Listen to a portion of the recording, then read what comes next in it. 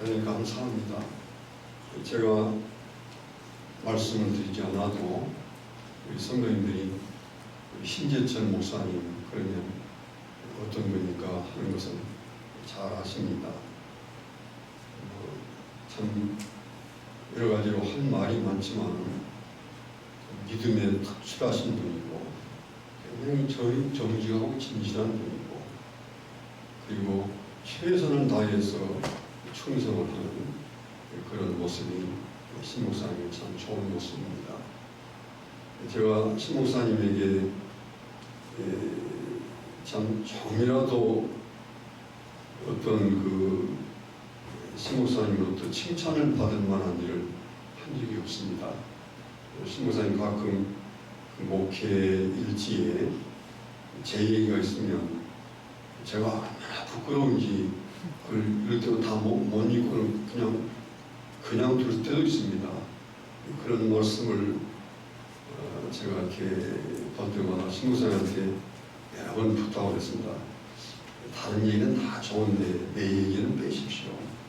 내가 거기 들어갈 무슨 이유가 있습니까? 늘 저렇게 얘기를 했고 신 목사님의 그런 제에 대한 글을 읽을 때마다 저는 그 성경 말씀을 두 구절을 이렇게 생각합니다. 하나는 고린도후서 11장 30절 말씀인데 신 목사님이 제게 대해서 어떤 얘기를 하면 제가 묻습니다. 진짜 너 그래? 네가 그런 사람인가? 제가 부득불 자랑할 것이 있다고 그러면 약한 것밖에는 자랑할 것이 없습니다. 고린도후서 11장 3절에 그랬거든요. 그래서 제가 그렇게만 말하지 않고 하나님께 꼭 제가 세 가지를 영어로 제가 해서 죄송합니다. 이건 다 아실 수 있는 말이니까. 그래서 주님, I know nothing. 저는 아는 것이 아무것도 없습니다. 제가 뭘 알아요? 신령한 하나님의 세계를 제가 도무지 아는 것이 없습니다. 또 I have nothing. 나는 아무것도 가진 것이 없습니다. 경건의 모양은 되지만 경건의 능력은 제게 없습니다. 주님이 제자로 부르셨지만 제자의 능력이 제게는 전혀 없습니다. 제가 뭘 가지고 있습니까? 가진 것이 아무것도 없습니다. 그리고 제가 세 번째는 I am nothing. 주님 아시지 않아요? 저는 아무것도 아닙니다. 아무것도 아닙니다. 코로나도 있고 또 이렇게 교수님 몸도 약하고 그래서 제가 마트에 자유합니다. 어릴 때는 마트에서 뭘 사가지고 오면 파가 그 파란 뿌리가 이만큼 나오는데 별생 없이 그런 것도 가지고 다니다가 한 번은 저기 부목사님이 저기 왔다가 뭐 웃을 수도 없고 어떻게 하여튼 그 표정이 난 그런 표정을 처음 봤습니다. 왜냐하면 파가 파란 이만큼 나온 봉지를 들고 서 있으니까 아마 표정이 저 목사님 지금 뭐야? 꼭 그런 것 같습니다. 근데 지금도 그런 걸 들고 오면 주님 이게 딱 제 모습입니다. 신 목사님 얘기하고는 아무 상관이 없습니다. 저는 그런 심정으로 살고 혹시라도 여러분 가운데 그런 부분에 대해서 이해를 해주셨습니다. 신 목사님은 좋은 뜻에서 하는 것이지만은 제가 그런 사람이 못 됩니다.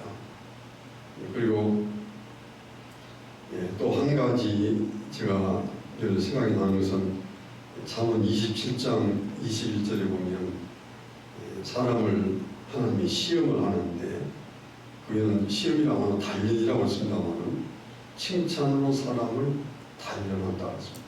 칭찬으로 사람을 시험을 해본다는 말이죠. 만일 신목사님이 그런 말씀들을 제가 듣고 그래 하고 하루 어깨를 떡 벌리고 뭐가 된 것처럼 하는 것은 그 참 어리석은이시지요. 그래서 제가 그런 글을 볼 때마다 하나님 우리 신재철 목사님을 통해서 저를 또 시험해 보시더만요. 하나님 아시잖아요. 저는 아무것도 아닙니다. 그래서 제가 늘 그런 마음으로 오늘까지 하고, 그 신목사한테 부탁하는 건 그런 말 하지 마십시오. 다른 참 얼마나 훌륭한 분들, 우리 신목사님 말씀하시는 분 있는데 그런 분들 속에 제가 들어갈 수가 없습니다. 혹시 이런 가운데 그런 그 신목사님의 모경 일지를 보시면서 혹 여러 가지 생각을 하시는 분들은 제 말씀을 많이 참고하시길 바랍니다. 우리 주님께서는 우리가 잘 아는 대로 씨 뿌리는 비유를 말씀하셨습니다. 11절에서 씨는 말씀이다 그랬습니다. 확실하게. 그러니까 씨를 뿌린다고 하는 것은 말씀을 뿌린다, 그런 말씀이지요. 또 밭은 성도의 마음입니다. 우리 모든 분들이 다 마음이 있는데 그 마음이 바로 말씀을 어떻게 받는가 하는 씨가 뿌려지는 밭이지요.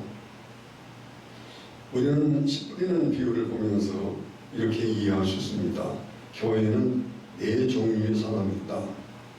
그러면 그건 오해가 될 수 있는데, 네 종류의 사람은 절대 변하지 않는 사람으로 특정되어 있다 그런 뜻인데, 보면은 그런 건 아닙니다. 우리 좋은 교회의 길가와 같은 사람, 아무개, 또 바위와 같은 돌밭 같은 사람은 아무개, 그렇게 정해있지 않습니다.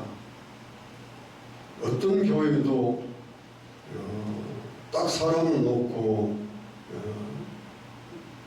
이거는 이런 사람, 이거는 이런 사람하고 네 종류로 성도들을 나눌 수가 없습니다.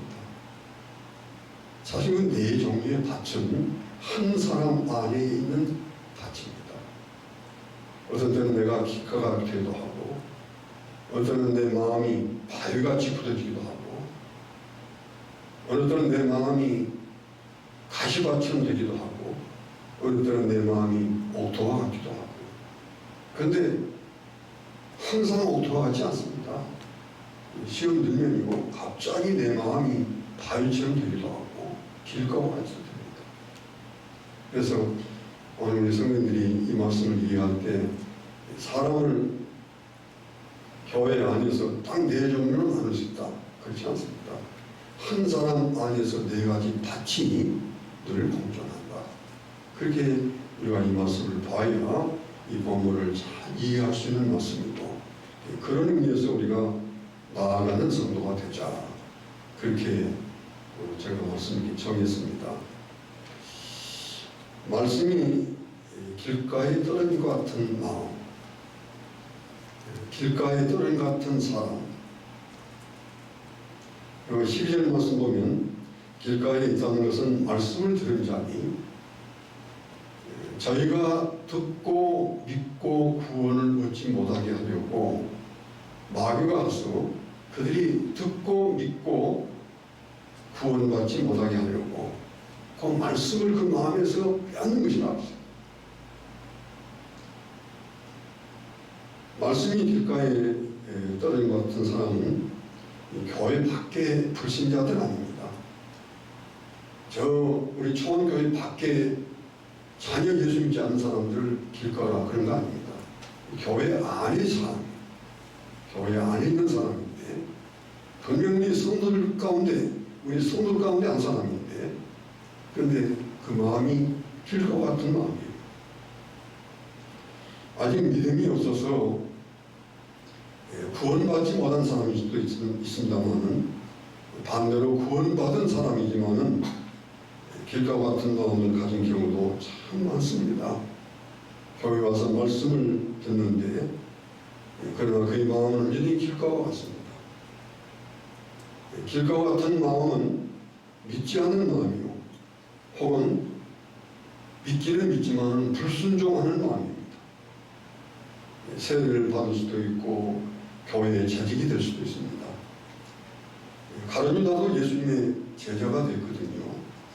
그는 그 예수님의 그 모임 속에 회개 일을 했습니다. 그런데 요한복음 6장 64절 보면 예수님은 처음부터 그가 믿지 않는 사람인 것을 알았다고 했습니다.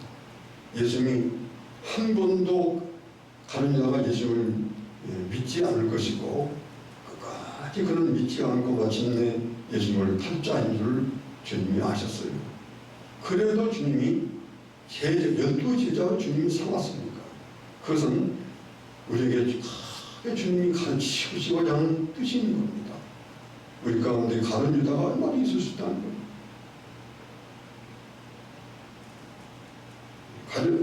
가룟 유다가 예수님의 말씀을 들었는데 그 말씀을 얼마나 많은 말씀을 들었겠어요. 사실 예수님의 말씀이 사복음서에 다 기록되어 있는 거 아닙니다.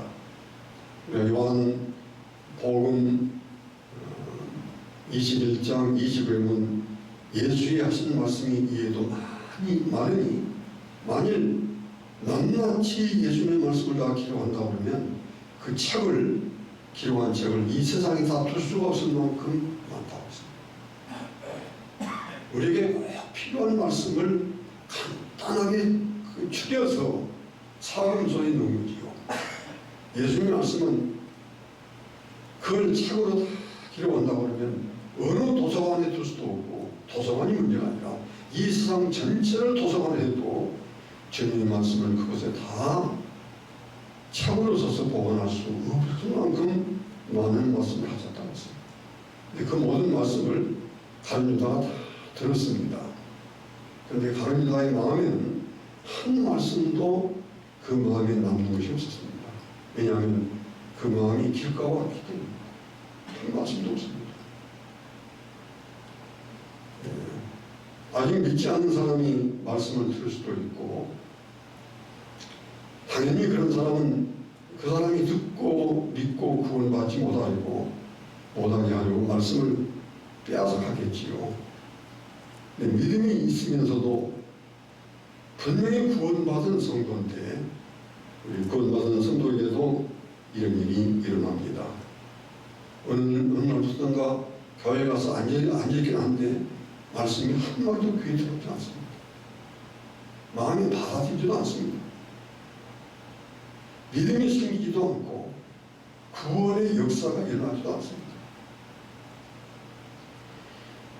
아사왕을 우리는 성경에서 늘 보고 그분을 잘 압니다. 아사왕은 유다 왕들 중에 아주 믿음이 견고한 왕이었습니다. 부수가 에티오피아지요. 부수가 100만 명의 대군을 끌고 유다 나라를 공격을 했습니다. 그때 유다 나라의 군대가 58만이었습니다. 절반밖에 안 되는 것이지요. 그때 아사 왕이 간절하게 하나님 앞에 기도했습니다. 우리 역대하 14장 11절 보면 주님 강한 자와 약한 자 사이에는 주밖에 도와줄 수가 없습니다. 이 강한 군대를 우리가 우리 어떤 힘을 가지고 막는다 하면 어떻게 막을 수가 있겠습니까? 주님 말고는 우리를 도와줄 사람이 없습니다. 하나님이 그 기도를 들으셨습니다. 전쟁이 크게 승리로 끝이 나서 성경에 말하기를 이 구수 군대 중에 살아서 돌아간 자가 한 사람도 없었다고 했습니다. 얼마나 이 큰 승리인가 하는 것을 우리가 짐작할 수 있습니다. 믿음으로 나라를 구한 왕이지요. 이런 왕이지만은 불순종이 그 마음에 들어왔습니다. 하나님의 말씀을 받지 않습니다. 하나님이라고 하는 선자가 그 아사왕을 찾아가서 간절하게 그에게 참 얘기를 했습니다. 우리 역대하 16장 9절 말씀 보면 왕이시여 여호와의 눈은 온 땅을 두루 감찰하사 전심으로 자기에게 향한 자를 위해서 능력을 베푸시는데 왕이 전에 보지 않았습니까? 58만 명의 이 군대를 가지고 100만 명의 대군을 상대했던 것을 왕은 보지 않았습니까? 그때 왕의 마음이 얼마나 하나님 앞에 간절했습니까? 여호와의 눈은 땅을 두루 감춰라서 전심으로 자기에게 향한 자를 위하여 능력을 베푸시는 하나님을 보셨는데 지금은 이렇게 하나님 말씀을 안 듣습니까? 왕이 왜 이러십니까? 아사를 책망했습니다. 그때 아사 왕이 노했습니다. 감히 네가 하나님 말씀을 빙자하면서 나를 책망해? 저놈을 감옥에 가둬라. 그래서 하나님 선자를 감옥에 가뒀습니다. 하나님이 아사 왕을 때려서 발에 중환병이 들었습니다. 아마 골수염이 들어가지고 발이 좀 썩어 그 올라온 것 같은 그런 병이 같습니다. 여기 같으면 발을 절단을 시켜서라도 어떻게 살리겠지만 점점 그 몸이 썩어가는데 놀라운 것은 아사 왕이 한 말도 하나님 앞에 기도하지 않았다고 했어요. 한 말. 예수 믿는 사람인데 분명히 천국의 사람인데 한 번 마음이 이렇게 길가와 같은 마음이 되면 무섭습니다. 언제까지 기도하느냐? 그가 죽을 때까지 기도하다. 그래서 내내 그 발이 썩어서 마지막에 죽었다고 했어요. 그 길가와 같은 마음. 교회 안에서도 이런 일들이 흔히 일어납니다. 그 이유가 여러 가지가 있지요. 세상에서 심각한 죄를 짓고 있는 사람이면 그 말씀이 교회에 와도 귀에 안 들어옵니다. 왜냐하면 하도 그런 일들이 많은데 교회에서 중요한 일을 맡고 누구도 그런 짐작도 할 수 없는 사람인데 지금 자기 부인이 있는데 또 어디 지금 자기 걸프한 데가 있습니다. 몰래 사귀고 다닙니다. 교회에 와서 전에 하던 그대로 틀림없이 할 수 있지만은 그러나 그 자신에게는 귀한 지금 주님의 말씀이 목사님 또 선포가 되는데 자기 마음에는 한 말씀도 들어오지 않습니다. 왜? 그런 죄를 짓고 있는데 말씀이 들어오겠습니까? 안 들어가죠. 불신앙적인 사상을 가질 때입니다. 우리 학생들은 말할 것 없지만 우리 어른들이라도 옛날에 과학이 발전되지 못할 때 뭐 신들도 여호와만 있느냐고 온갖 신들이 있는데 그 신들 중에 하나는 뭐 여호와께서 세상을 만드셨다. 그걸 어떻게 믿느냐? 그래, 그 말이 맞다. 그게 뭐 속적은 그리스도인들만 믿는 말이지. 그거는 오늘부터가 하나님의 창조를 믿지 않습니다. 세상 말을 다 받아들이기 시작하면 대신 하나님의 말씀은 절대 들어오지 않습니다. 지금 그런 시대 속에 우리가 살고 있습니다. 이런 다 우리 신목사님과 좋으실 줄 압니다만 제가 한 교회에서 35년을 목회를 하면서 보면 별 이유도 없는데 현대 교회를 싫어하고 그 다음에 다니면서 욕을 하고 하여튼 왜 그럴까? 좀 만나서 이 얘기를 하면 뭐 웃으면서 다 얘기도 되는데 그런데 뭐 실상 저하고 관계가 좋아하는 것도 아니거든요. 그래서 교회에 와서 앉아있으면 절대 그 말씀이 한 말씀도 마음에 들지 않습니다. 이 길가와 같은 마음이. 길가와 같은 마음은 우리 초원교회 밖에 있는 한 번도 교회를 다니본 적도 없고 예수님이 누구신지 전혀 알지 못하는 저 불신자들이지 그렇지 않습니다. 교회 안에 4가지 밭이 있다. 그 중에 길가와 같은 밭. 그것은 주님께서 우리에게 주시는 말씀입니다. 말씀이 바위 위에 토림 같은 사람입니다. 그러니까 그 마음이 바위질 지금 13절은 말합니다.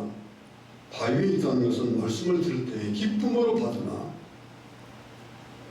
뿌리가 없어 잠깐 믿다가 시험을 받을 때에 배신하는 자라. 그게 이제 그 바위에 있다는 말씀입니다. 바위와 같은 마음을 가진 사람이 우리 교회 안에 사실은 많이 있습니다. 말씀을 들을 때 기쁨으로 받습니다. 기쁨으로 받고 또 이해가 되고 동의가 됩니다. 그런데 또 그 말씀이 믿어집니다. 여기 바위에 있는 사람은 안 믿는 사람이 아니라 말씀을 들을 때에 잠깐 믿다가 기뻐하고 잠깐 믿다가 시험을 받을 때에 곧 배신하는 자라. 그러니까 사람이 그 말씀을 듣고 기쁨으로 받고 오늘 이 성경 말하기를 믿었다고 그러거든요. 믿었는데 근데 시련을 받습니다. 여기서 시험 혹은 시련이라고 하는 말은 자신이 시련을 받는 것이 아니라 자신이 바위와 같은 마음을 가지고 하나님의 말씀을 테스트해봤다. 여러분이 영어성을 가진 분들은 오늘 그 말씀을 보면 그 말씀 가운데 테스트라고 되어 있습니다. 그 말씀을 테스트를 해봤어요.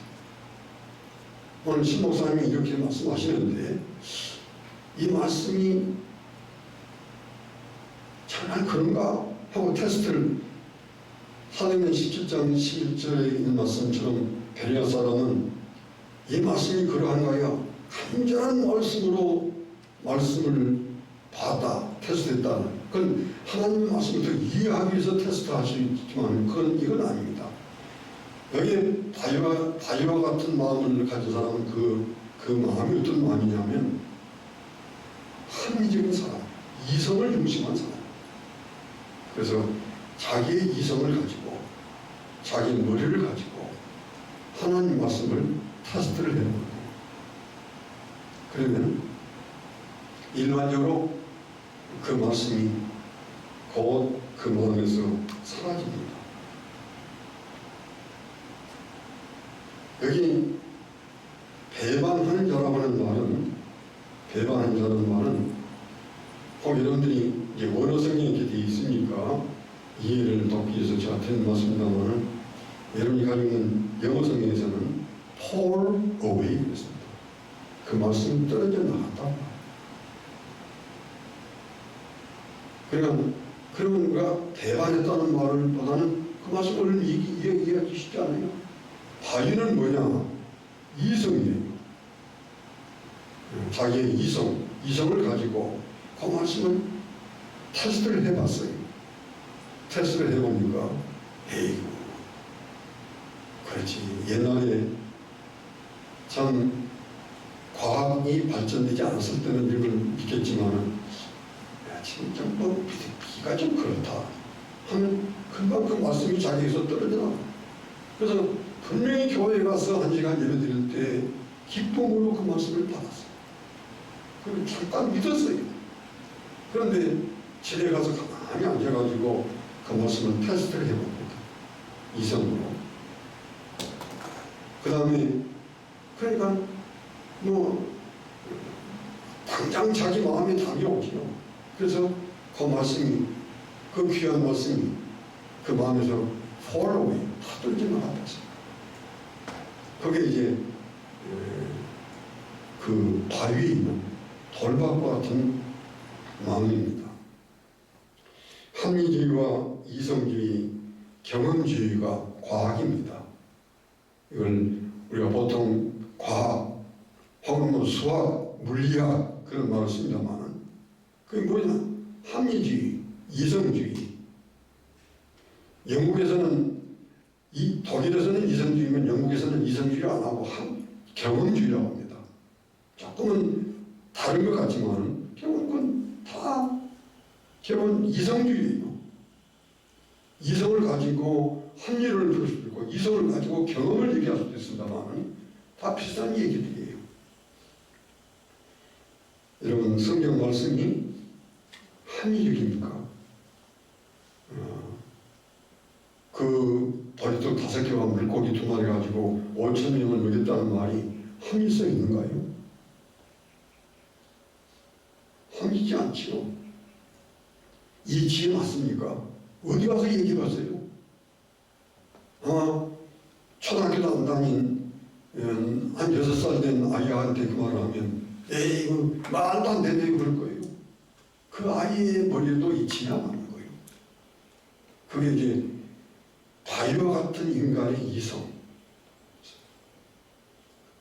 그 이성이 하나님 말씀을 탁 타서 대했을 때 나올 수 있냐? 안 나와요. 소름이 다 떨어져 나가는 거죠. 그 말씀이 마음에 남을 리가 없지요. 인간의 이성의 근거에서 말씀을 받을 수가 없습니다. 믿음의 근거에서만 우리가 말씀을 받을 수 있는 것이지요. 그리고 믿음에 의해서 보면 성경 말씀은 하나도 과학적으로 틀린 말이 없습니다. 우리 온 성도인들이 창세기 1장 1절을 모르는 분 없을 거예요. 태초에 하나님이 천지를 창조하십니다.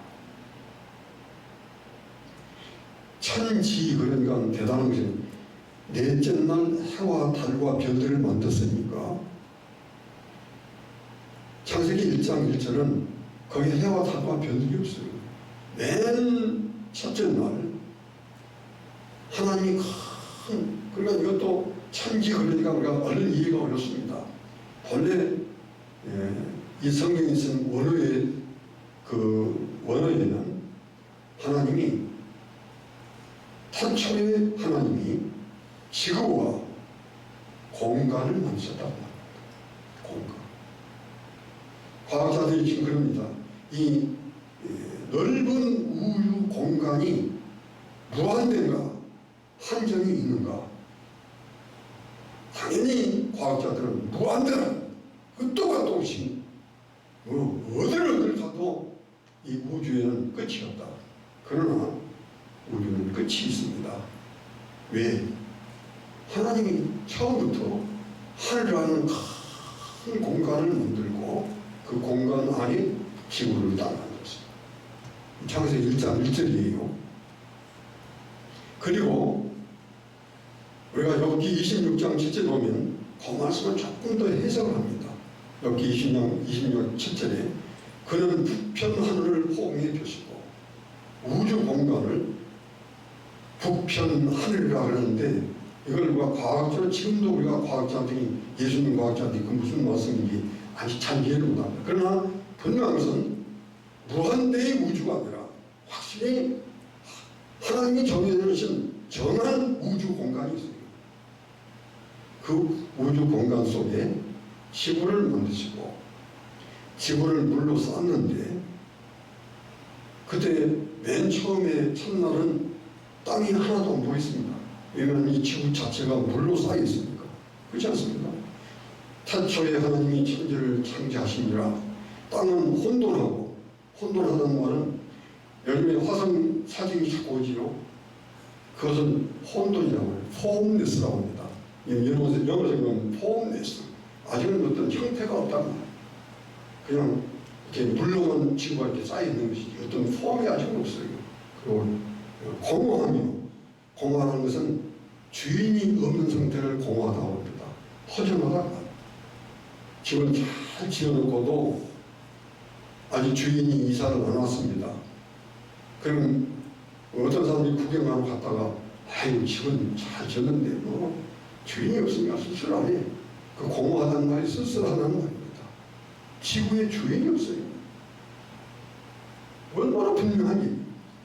그 하나님이 여기 26장 7절에 북편하늘이라는 큰 하늘을 만들고 거기에 지구를 공처럼 이렇게 잘 않은 공처럼 딱 매달아놓고 공처럼 매달아놓은 이 지구가 물로 딱 쌓여 있는데 그 다음에 하는 말이 밑에 구름이 있는데 어찌 물이 알로 쏟아져서 구름을 뚫고 나가지 않느냐. 여러분 저 좀 보세요. 저 좀 보세요. 학교에서 아무것도 아닌 땅이 뭐 지구가 어떻게 생겼느냐, 해가 어떻게 생겼느냐. 그러면 어떤 과학자도 모릅니다. 그리고 하는 말이 어떻게 막 우주가 이렇게 있다가 이렇게 모아지고 해가 되고 거기서 떨어져 나온 게 지구가 돼가지고, 그럼 떨어져 나온 지구가 해를 도는데 365일 정확하게 몇 시간 몇 분 몇 초. 근데 얼마나 정확하냐면 영국 그린위치 천문대의 그 시계가 소위 스탠딩 타임입니다. 전 세계 스탠딩 타임입니다. 그래서 영국 그린위치 천문대의 표준 시에 맞춰서 우리나라 시간도 지금 정해놓은 거예요. 근데 이 시계가 정확한가? 그렇지 않습니다. 지구가 해를 한 바퀴 다 돌고 제자리에 딱 왔을 때 365일 몇 시간 몇 초에 몇 분이 해가 딱 도착하는데, 이 천문대 시계는 몇 초의 차이가 나요. 1년 동안 가는 동안. 그때 그 해가 딱 지구가 그 시간에 딱 도착하는 것을 보고 이 시계를 고칩니다. 그래서 스탠딩 타임을 만듭니다. 제가 무슨 말씀을 드리려고 합니까? 태초에 하나님이 하늘과 그 하늘에 지구를 하나 딱 만들었어요. 그때 지구가 물로 쌓여 있었어요. 그런데 어떻게 그 엄청난 이 물이 컵에 있는 조그만 물도 어떻게 이런 공간에 쏟아놓고 공간에 물이 안 들게 할 수 있습니까? 그런데 지구에 땅 하나도 보이지 않을 만큼 지구가 물에 쌓일 때 그 물의 질량이 얼마나 크고 많습니까? 그런데 그 밑에 구름이 이렇게 딱 있는데 어떻게 그 많은 물이 쏟아져서 구름을 뚫고 내려가지 않느냐. 여기까지 제가 설명을 하고, 어떻게 돌아다니다가 지구가 생겼고, 지구가 생겨가지고 어디서 뚝 떨어져 지구라는 게 생겼는데 지구가 이렇게 생겨가지고 그 지구가 365일을 그렇게 정확하게 돌아요. 그것은 과학자는 그렇게 능력을 할 수 있어도 자연을 못합니다. 자연이 무슨 그런 자연에게 무슨 이성이 있는가요? 여러분이 아직은 성경 말씀을 잘 안 믿어도 제가 묻겠습니다.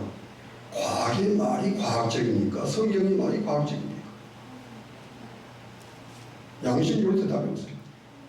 과학의 말이 맞는 말인가요? 성경의 말이 맞는가요? 절대 과학의 말은 맞지 않습니다. 어디서 언제도 모르는 막 뜯어다니다가 그래가지고 그것이 수성이 되고 금성이 되고 지구가 되고 화성이 됐어요. 그런데 그렇게 정확하게 해를 돌면서 태양계를 이루어요. 성경이 이렇게 말하는데 과학은 그런 말이 못해요.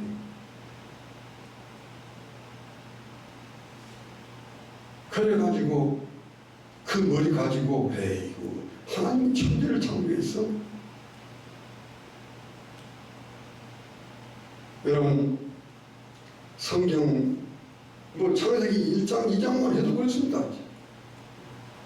하나님께서 창세기 2장 20절에는 아담이 어떻게 짓는가 보려고 아담을 쭉 자연 속에 넣는데 아담이 모든 가축과 공중의 새와 땅의 짐승들에게 이름을 주는데 그 이름이 그들의 이름이 됐다. 지금 속에서 말하는 이런 그 동물이 100만 가지가 넘다고 하거든요.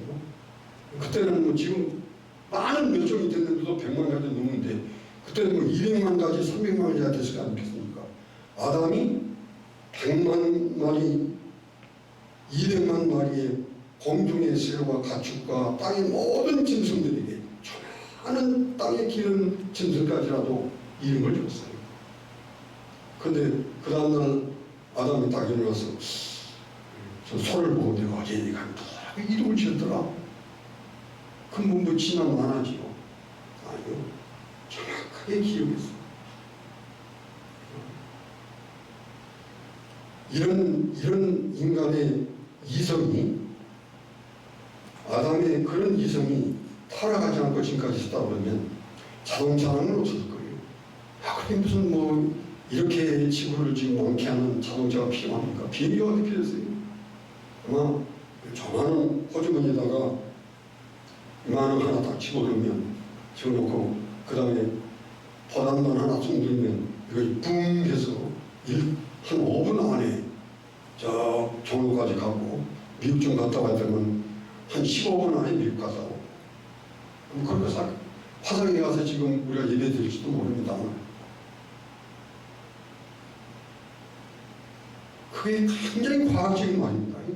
그런데 창세기 2장 21절에 보면 하나님이 아담을 깊이 잠들게 하심에 아담이 잠들매, 그 말을 여러분 잘 아시는 의사가 성경 말씀을 믿었거든요. 이것은 분명히 하나님이 신경이 아픔을 느끼지 않을 마취제가 아니면 이런 일이 있을 수 없는데, 그래서 그 말씀 가지고 계속 하나님께 기도하다가 마취제를 발견했어요. 그럼 하나님의 방식으로 아담을 지금 마취를 시켰단 말이죠. 갈빗대 하나를 취하네. 갈빗대가 이만큼 크면 갈빗대 하나를 다 뽑았단 말인가요? 아니요. 정확하게 갈빗대에 뼈 조각 하나를 딱 뽑았단 말이에요. 그리고는 살로 대신 채웠어요. 여러분이 수술하고 나면 그 빈자리는 전부 엉덩이 쪽에서 살을 빼든지 해서 살을 해가지고 딱 채우면 딱 그대로 남은 겁니다. 얼마나 의학적이고 과학적인 말인가요? 그걸 가지고 여자를 만들었어요. 오늘 성경이 묻습니다. 제게서 갈빗대에서 한 뼈 조각 하나를 빼서 복제를, 저와 똑같은 사람은 복제를 하면 할 수 있습니까? 없습니까? 합니다. 이건 하나님의 창조를 멸시하는 것이니까 우리 기독교는 하지 말자 해서 할 수 있는데 안 하는 것이지. 근데 인간도 하는데 하나님이 아담에게서 뼈 조각 하나 꺼내가지고 모든 DNA가 동일한 여자를 만들 수 있다. 과학적인가요? 무슨 신화가요? 아니요. 성경은 굉장히 과학적입니다. 굉장히 과학적입니다.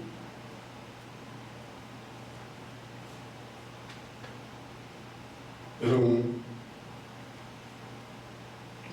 제가 목회할 때도 보면 우리 교회에 교수들도 있고 과학자도 있는데, 언제 한 번은 동국대학교 교수 하시는 이분이 동국대학교에도 불교 대학이지만은 이건 예수님 참 잘 믿는 분입니다. 이분이 한번 점심을 먹자고 해서 제가 갔습니다. 저하고 둘이, 아니 집사님 오늘 뭐 특별한 날인가요? 어떻게 저하고 둘 이렇게 바쁘신 분이 점심을 하자고 왔습니까? 내가 너무 좋아서 그렇습니다. 뭐가 그렇게 좋은가요? 목사님, 이번 수능고사에 진로라는 문제가 한 문제도 안 나왔어요. 지난 문제가 꼭 나오거든요. 한 문제도 이번에는 안 나왔어요. 우리가 얼마나 항의했는지. 그러면 그 수능 시험을 채점하는 그 채점위원 가운데 왜 기독교인은 안 빼냐? 나는 확실히 하나님의 창조를 믿고 진화를 안 믿는데 나도 넣어달라. 안 넣어줬는데. 그런데 진화론이 안 나왔어. 감사합니다. 진화론을 생각해 보십시오. 진화론도 내가 진화론과 창조론을 비교해서 하면, 여러분이 제 얘기는 과학자도 아닙니다만 제 얘기를 5분만 들으면 진화론은 완전히 허구구나. 북경 무슨 자바 무슨 해서 전부 그것이 원숭이뼈지 사람 뼈가 아니라는 것이 지금 확정됐습니다. 바뀝니다. 하나님 말씀은 틀림이 없어요. 그런데 자기 마음이 바위와 같은 마음을 가지고 자기의 이성을 가지고 합리주의 무슨 경험주의 이성주의 해가지고 하나님 말씀을 딱 보면 자기 이성 가지고 안 들어지고 한 말씀도 안 들어지고 창세기 1장부터 요한계시록 20장 21절까지 한 말씀도 안 들어지고. 여러분 혹 그런 마음을 갖고 계십니까? 공부 좀 했다. 공부를 얼마나 했기에? 얼마나 했기에? 학교에서 얼마나 배웠기에? 여러분 가시떨기에 떨어진 사람이 있습니다. 그 마음이 가시떨기와 같다는 말이죠. 여기 14절 말씀 보면 가시떨기에 떨어졌다는 것은 말씀을 들은 자이나 지내는 중 이성의 염려와 재물과 향락의 기운이 막혀 완전히 교섭지 못하는 자입니다. 가시떨기는 강한 식물입니다. 아주 뿌리가 너무 강하고 또 깊게 뻗어서 가시떨기에 가서 뽑아내면 반드시 뿌리가 다 뽑히지 않고 중간에 끊겨집니다. 끊겨지면 1년 안 가서 그 뿌리에서 다시 나와가지고 가시가 더 왕성하게 자랍니다. 참 어려운 잡초입니다. 가시떨기는 무리를 이뤄서 하기 때문에 한 번 가시떨기가 자라면 상당한 그 무리가 어떤 영역을 차지하면서 합니다. 가시떨기 가운데 씨가 떨어지면 영양분을 다 섭취해서 햇빛을 가져가서 이 씨가 뿌리는 싹은 나오겠지만 자라지 않습니다. 제대로. 우리에게도 가시떨기와 같은 마음이 있습니다. 그것이 뭐냐? 가시떨기가 뭐냐? 이건 성경은 세 가지를 말합니다. 이성의 염려, 재물, 그 다음에 향락입니다. 이성의 염려가 많으시죠. 이성의 염려라는 것은 세상의 염려라고 말입니다. 내 나이가 지금 이제 57세인데 회사에서 곧 그만두라 할 텐데 그럼 어떻게 하지? 이게 제대로 준비도 안 됐는데 애들이 한참 돈 들어가고 있고 그런 분들 많으실 거예요. 이게 이성의 염려예요.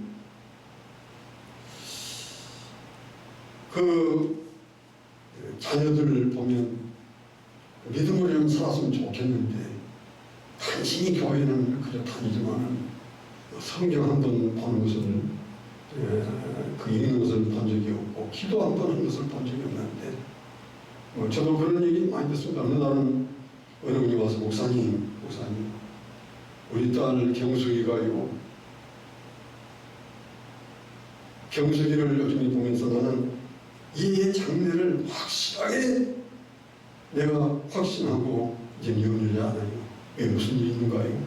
아니 글쎄 내가 갑자기 방문을 딱 열고 들어갔는데 이 아이가 성경을 막 펴놓고 고등학교 3학년짜리가 그런 것을 한 번도 본 적이 없는데 무릎을 딱 꿇고 눈물이 거성증하면서 하나님께 기도를 하고 있잖아요. 그때 내 마음이 얼마나 기쁜지 이제는 우리 딸의 장래는 내가 염려를 안 해도 되겠구나. 그런 모습이면 여러분의 자녀는 염려 안 해도 됩니다. 그런데 성경 한 번 읽는 게 없고 기도하는 거 한 번 제대로 하는 것을 본 적이 없고 세상 노래는 그렇게 잘 부르는데 찬송가 한 장을 제대로 부르는 적이 없고 그러면 여러분의 장래는 자녀들의 장래는 이 염려하셔야 됩니다. 정말 그 하나님 절대 그 축복할 수가 없잖아요. 그런 자녀들에 대한 염려, 그 다음에 건강에 대한 염려, 얼마나 병이 많습니까? 안전에 대한 염려, 요즘에는 차를 몰고 다니면 무슨 일이 일어날지 모르잖아요. 하여튼 1년에 하여튼 한 10,000명은 죽으니까요, 교통사고로. 그 가운데 내가 안 들어간다는 보장이 어디 있어요? 우리가 염려가 있지요. 재물에 대한 염려입니다. 이 재물에 대한 염려라고 하는 말은 정확히 번역하면 재물이란 말이 아니라 부자로 살고자 하는 소망입니다. 여러분 다 부자 되고자 있죠? 좋은 아파트 사고 싶고 좋은 차를 좀 타고 다니면 좋겠고 그 다음에 뭐 주식도 한 몇십억이 좀 돼가지고 자네는 아무 걱정이 없는 사람이 됐으면 좋겠고 그런 마음속에 부자가 되고자 하는 소원이 없는 분 한번 손 들어보십시오. 손들면 거짓말일 겁니다. 저도 손 못 듭니다. 근데 이것이 제 마음을 다 찾아오고 온갖 세상의 염려와 부자 되고자 하는 소망으로 가득 차 있고 그 다음에 조금 나으면 그 다음에 뭐합니까? 향락이에요. 성경을 하루에 30분 보시는 우리 성도님 계십니까? 많지 않을 거예요. 근데 텔레비전은 몇 시간 보시는가요? 아침 틀면 잠들 때까지, 저녁 잠들 때까지 봐줘요. 또 얼마나 급한지 화장실도 빨리 갔다 와야 돼요. 왜냐하면 꼭 봐야 되잖아요. 그 다음에 뭐가 어떻게 생기는 거지. 그래서 텔레비를 보면서 웃고 텔레비를 보면서 감동을 받고 텔레비는 하루에 10시간, 12시간을 보면서 기도는 30분도 안 하고 성경은 30분도 안 보고 그러면 정확하게 여러분은 가실떨기와 같은 마음입니다. 온갖 세상 향락으로 가득 차 있고 성경은 지고하고 뭐 보라고 하니까 억지로 지금 보는데 억지로 보면 성경이 한 말씀도 안 들어옵니다. 앞에 장을 봤는데 뒷장을 또 5장을 보라니까 그래서 3장쯤 보면 앞에 2장은 뭐 무슨 말을 읽었는지 하나도 기억나는 게 없습니다. 가시떨기 같은 마음이에요. 왜?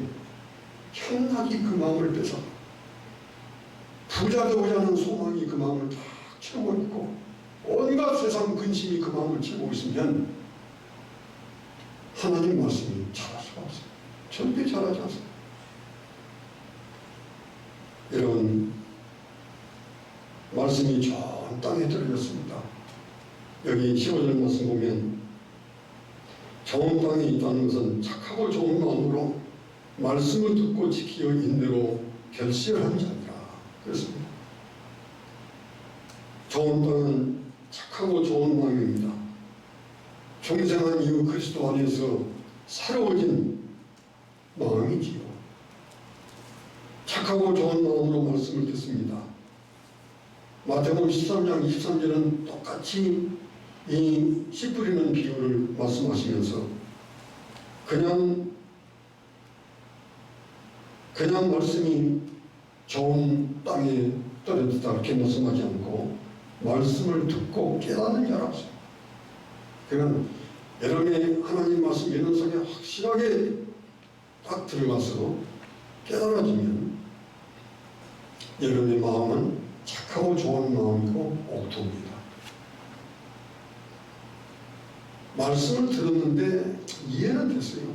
아주 은혜도 됐고 근데 그냥 나가면 잊어버립니다. 그것은 무슨 말을 해도 그 이유가 앞에 딱 있잖아요. 그런데 깨달아지는 것은 뭐냐? 성경 말씀을 들으면 그 말씀을 들을 때 내 속에서 또 깨달은 거예요. 아 그렇구나. 내가 이렇게 살아야 되는구나. 그래서 옥토에 떨어진 그 씨는 바로 말씀을 깨닫고 듣고 깨닫는 마음이에요. 성령이 깨닫게 해주시고 말씀을 깨닫으면 이해가 되고 감동이 됩니다. 그리고 그 말씀이 마음에 남습니다. 말씀이 마음에 오래 남아있는 것이 말씀을 지키는 거예요. 제가 처음 예수님을 믿었을 때 그때가 제가 삼각산 제1기도원에 가서 집회를 하는데 제 마음이 그때 참 여러 가지로 심란하고 그래서 뭐 그 집회 갈 그런 제 신앙도 아닌데 하는데 그때 우리 고신층 목사님이 한 주간 동안 말씀을 증거했습니다. 첫날 마태복음 11장 말씀 가지고 세례 요한이 제자들을 예수님께 받으면서 오실 그 이가 당신입니까? 우리가 다른 일을 기다려야 됩니까? 하는 그 말씀 가지고 말씀을 전하는데 조용하게 또박 말씀을 전하는데 그때 제가 내가 거듭났구나. 바로 예수님이 십자가를 진다는 말이 저런 뜻이구나. 저는 모태 신앙이니까 제가 중학교를 들어간 시간부터 바로 삼각산 제1기도원에 앉아있는 그 시간까지 한 번도 주일 낮에 밤에 그리고 수요 예배에 빠진 적이 없습니다. 근데 예수님 십자가가 뭔지 몰라거든요. 중생이 뭐는 뭔지도 전혀 몰라고 삼각산 제1기도원에서 내려와가지고 처음으로 한 번도 나는 성경을 창세기부터 요한계시까지 읽어본 적이 없습니다. 늘 새로운 시도를 했죠. 매년마다 금년에 읽어야지. 근데 안 읽어지는 어떻게 해요? 근데 그 자리에서 아마 며칠 안에 성경을 한 5, 6번 읽은 것 같습니다. 근데 어떤 측보다 재미가 있어요. 그렇게 마음이 마음속에 들어오는데 횟수로 말하면 지금 한 60년 전, 60년도 더 된 것 같습니다.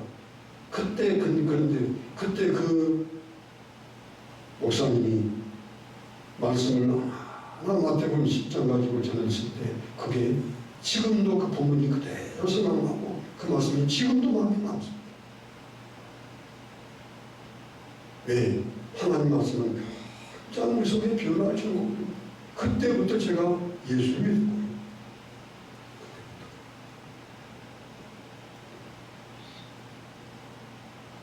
마음에 오래 남는 것이 좋은 밭에 떨어진 씨와 같은 그런 마음이고 또 그 말씀을 인내함으로 순종하는 것입니다.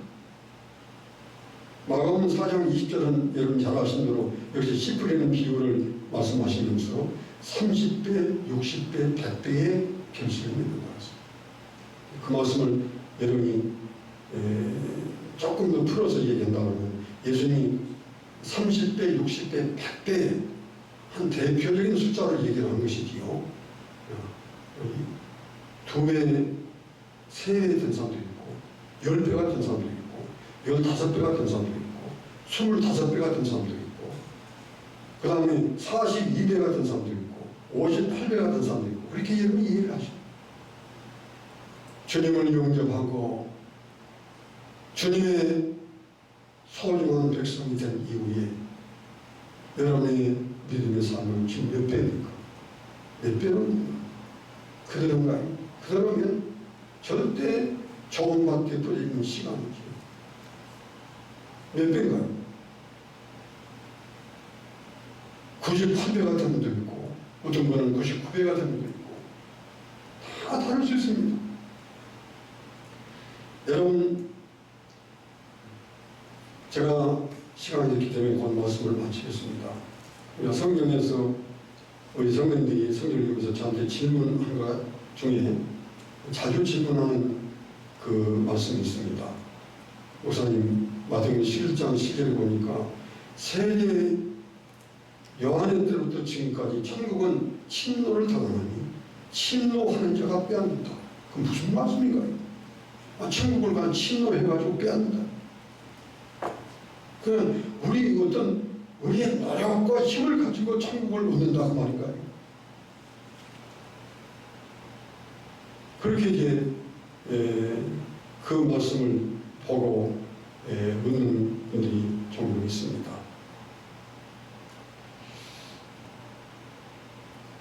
그러면 제가 답을 합니다. 그 답은 우리가 구원받은 이후에 말씀을 내 마음에 받고, 그 다음에 지금 맨 앞에서 길가와 같은 말을 얘기하는데, 마귀가 듣고 믿고 구원받지 못하게 하려고 말씀을 그 마음에서 빼앗는 것이 맞습니다. 아사 왕은 확실하게 믿었고, 아사 왕이 지금 천국에 있습니까? 지옥에 있습니까? 확실히 천국에 있습니다. 그런데 발이 썩어져 오는데도 기도 한 번 안 하고, 하나님 가서 그렇게 왕을 책망하면서 왜 하나님이 그렇게 하나님 앞에 믿음으로 살고 말씀을 사는 분이 이렇게 하나님 말씀을 거역합니까? 그러니까 화를 내면서 하나님을 오해다 가지고, 그 아사 왕이 그럼 지옥에 있는가요? 아니요, 천국에 있어요. 그 아사 왕이 확실히 믿고 구원받은 천국 가는 사람이었지만은, 그가 말씀을 듣고 믿어서 끊임없이 구원을 이루어야 돼요. 그래서 빌립보서 2장 10절에 보면, 사랑하는 자들아, 나 있을 뿐이야 나 지금 나 없을 때라도 항상 복종하며 두렵고 떨림으로 너희 구원을 이루라. 이 말씀도 질문은, 너희 구원을 이루었더니 두렵고 떨림으로 구원을 이루니까 노력으로 구원하는 거 아닌가요? 예, 노력으로 구원 얻으면 틀린 말이죠. 우리는 눈꽃만큼도 우리 노력으로 구원받을 수 없습니다. 오직 예수님의 십자가의 보혈로 하나님의 은혜로만 우리가 구원을 받습니다. 그 다음에 아사왕 같은 모습이 필요하고, 성경의 시앗 왕도 여러분들이 보지 않습니까? 히스기야는 기도하라는 하나님의 말씀을 잘 믿고 있었습니다. 아수르가 유대 나라를 침공을 했습니다.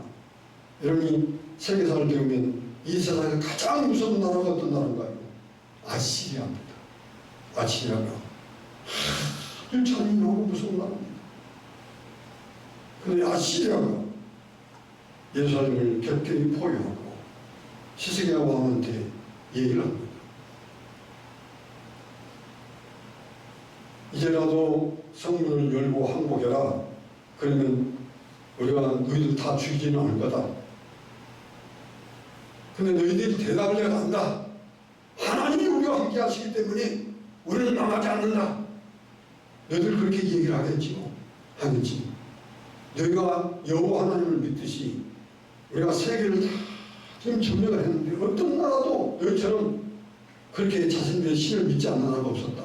그런데 한 나라도 우리하고 상대해서 우리를 이긴 나라가 없는데, 그래서 우리가 그 신도 다 점령을 했는데 그 나라를 지켜주고 그 나라를 보호한 신이 없었다.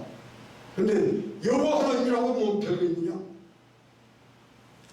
분명히 여호와 하나님이 우리를 보호하신다고 얘기할 텐데, 어떤 신도 우리 손에서 그들을 보호한 신이 없었는데 여호와 하나님이라서 너희들을 보호하지 않는다. 그리고는 항복해라. 그때 이 히스기야가 아수리아 사네립 왕의 편지를 보냈어요. 편지를 들고 성전에 올라갔습니다. 올라가서 편지를 이렇게 펴놓고, 그 다음에 열왕기하 19장 14절 말씀 보면, 하나님이여 편지를 이렇게 보내셨어요. 어떤 신도 사네립의 군대 앞에서 보호를 해준 그런 신이 없다고 하면서 여호와 하나님도 똑같다고 합니다. 우리를 불쌍히 주옵소서.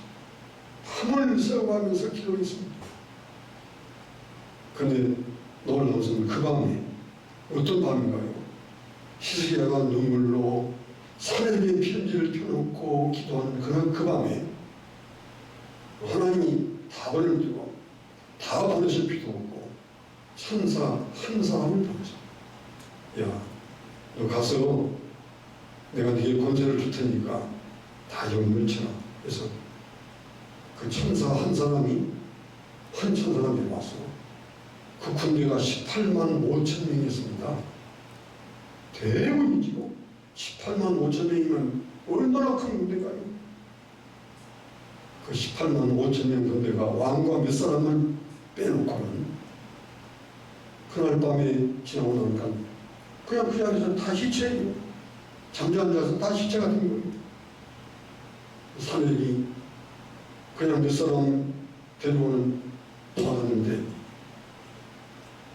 그 아들이 아버지한테 그 아버지가 뭐 한 꼴이 이거 뭡니까? 해가지고 자기 아버지를 그 아들이 죽였어요. 여러분, 이 말씀을 오늘 성경 말씀으로 비교해서 보면 말씀이 히스기야 왕의 마음에 다 심어졌고 깨달아 믿으려고 그대로 했는데 하나님이 18만 대군이 하루아침에 시체가 되고 그 후에 고대 유명한 아시리아는 다시 일어나지 않았습니다. 그리고 이제 바벨로니아가 일어나죠. 기억합니다. 그러면 이건 몇 배나 될까요? 이것이 천국을 침노한 것입니다. 이것이 빌보서 3장 12절에 있는 말씀과 같이 우리가 힘써 구원을 이루는 겁니다. 여러분의 가족들 가운데 믿지 않는 분이 있습니까? 그분을 믿게 하려고 그러면 그것이 구원 역사입니다. 천국을 침노하듯이 하나님 앞에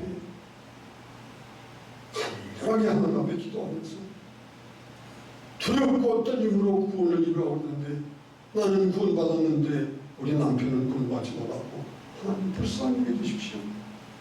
그래서 남편이 구원받으면 그게 구원을 이루어요. 그게 천국을 침노하는 삶이에요. 예수 믿은 이후에 우리는 끊임없는 천국을 침노하는 삶과 같은 삶을 사는 분들이 이 땅에서 영적으로 육적으로 많은 은혜와 복을 받는 분들입니다. 구원받았으니까 끝난 거예요. 구원받았으니까 천국 가요. 천국 가는데. 그런데 천국 가는 동안에 천국의 주님의 평안이 안길 때까지 이 땅에서 말씀을 우리 마음에 받고 싹이 나서 마침내 열매가 거둬지는데 그것이 천배 만배가 되도록 큰 구원의 역사가 일어나면 그것이 구원을 이루는 거고 그게 천국을 침노해서 오는 것입니다. 오늘 성도님들이 내 마음은 어떤 맛인가? 그런데 맨 앞에서 말씀드린 대로 정해지지 않았습니다. 정해지지 않습니다. 옥토와 같은 그런 좋은 마음이 무슨 시험이 들었는지 갑자기 길가와 같은 마음을 딱 변할 수도 있습니다. 아자가 그랬으니까. 그래가지고 교회에서 그렇게 충성하고 바로 왔던 분이 아니 세상에 어떻게 저럴 수가 있는가? 그렇게 변하셨어요. 우리 성도님들이 나갑시다. 옥토로만 만족하지 말고 옥토로 안에서도 30배, 60배, 100배 그 이상의 결실을 맺는 구원을 이루어가고 확실하게 천국을 침노해가는 그런 우리의 삶이 옥토에 심겨진 밭에서 그 말씀의 역사가 일어나는 능력 있는 성도의 삶이 되는 것입니다. 우리 성도님이 험악한 이 시대 속에서 앞을 향해서 나아가는 우리 온 성도님들이 되시기를 주님의 이름으로 축원합니다. 기도하겠습니다.